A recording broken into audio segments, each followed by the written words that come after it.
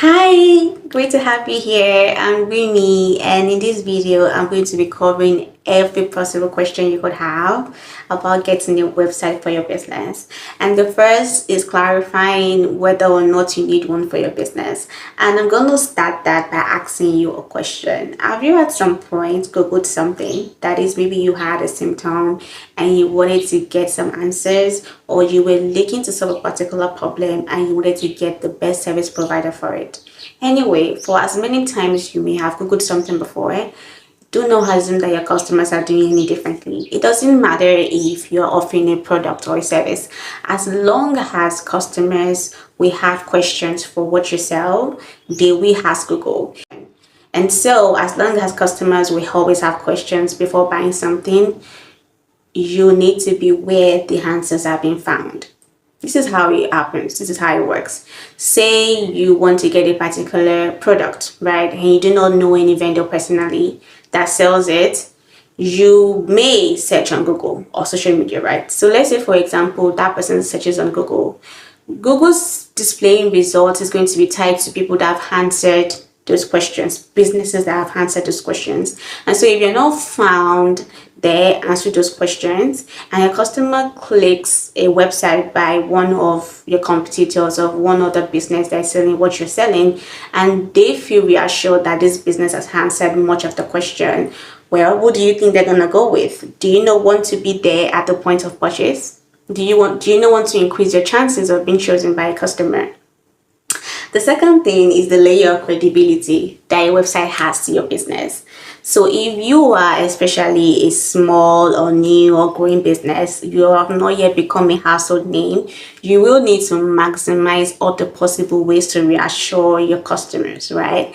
And having your website just naturally gives a signal to your would-be customers that you're serious about this business and you're willing to invest in whatever platform it would require to really convey your professionalism and your brand quality and this kind of service quality to expect from you. Depending on the kind of business you have, say you're a consulting business, you may need to have platformed your service in such a way that your customers are able to review the kind of experience to expect from you before even starting a conversation. So you need to understand that it's not everybody that comes to your page that would message you, or it's not everybody that will come to Google that will message you, right? But you want to make sure that you're showcasing your business in the best way possible. Having a website is one of those ways to do that. Another thing, if you have the kind of service where you intend to attract people from all over the world, or you intend to deliver your product to people outside of your immediate service area, having your website helps you do that. So if you are in a particular state and you are able to deliver your product or service to people that are outside your immediate vicinity, having a website boosts your chances of finding those people or those people finding you. And this is how it works. If you have, say, you deliver things in different quantities, you deliver products in different quantities, and people are searching for a wholesaler for your particular products, it doesn't matter where your own IP is, where your own location is, as long as you have packed your website with the kind of content that tells people that you service these people, your website will be served to them, your website will be shown to them. And that's another way that a website serves your business. Now let's move on to questions around, should you get a DIY website builder like WordPress, Wix, and the rest, or get a website developer? And these are the few questions to consider. One, are you a business where it's important to you to continually be on top of your content updates? That is, you want to update your content yourself all the time. If you said yes to that question, you may want to go with a DIY website builder. The reason being that for a custom website that's built by a developer, it involves technical language, which I do not expect you as a business owner to take a course on, right? But if you do not envision yourself, or you do not see yourself spending time trying to get on the technical aspect of things, and you're quite comfortable delegating the technical side of your business, that is a website, for example, to someone else, a professional or an expert, a website development service works for you.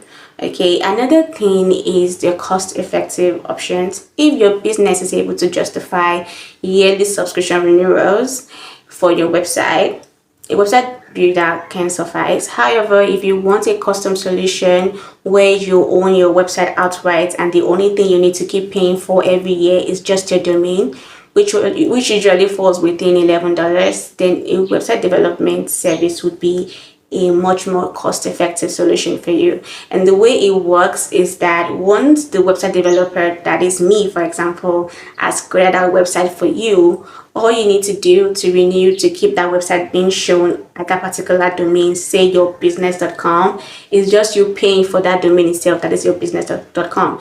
But where the code is completely free and you do not have to pay for that. Okay, but for website builders, you are basically renting your website. You have to keep on paying both for the hosting and domain year in, year out.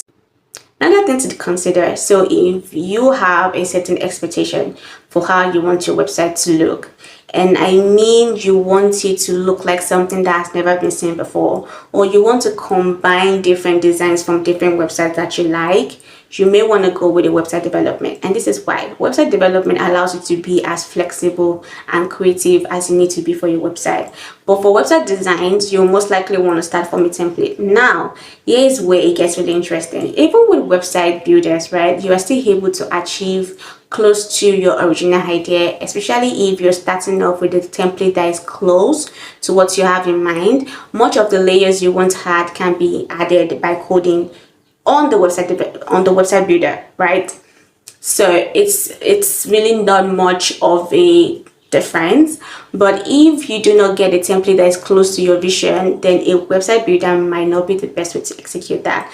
And now, to give a biased disclaimer, I am of the recommendation that you get a website development service. It is the best of the two. It gives you a very creative and flexible way to get in a website that has impeccable standards and doesn't look like something your customers have seen in 3 different places before finding you. And also, it is cost effective. Okay, if you're not trying to run a website where you need to update your content every day, a website development service helps you. It gets the job done. If you're comfortable delegating the technical bit of your business to somebody that is an expert like me, then I would always recommend website development. However, if you are keen on having a website builder that you can always edit on your own most of the time, then a website design service works for you. Having a website builder subscription would work for you.